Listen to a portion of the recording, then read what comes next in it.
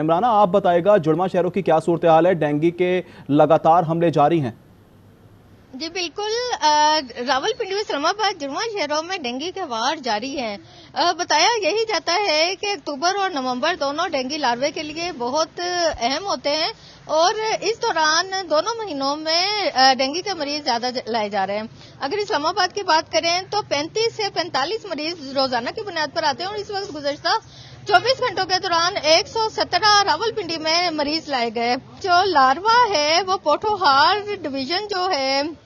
راولپنڈی کا، وہاں ہونے کی وجہ یہ ہے کہ نکاسی و فراہمی آپ کے زیادہ مسائل ہیں، لوگ پانی اسٹور کرتے ہیں اور سب کچھ، لیکن ماہرین کا یہی کہنا ہے کہ صبح اور شام کے دوران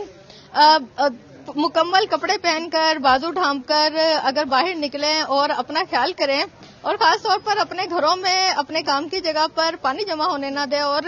ڈینگی لاروا پنپنے نہ دیں تو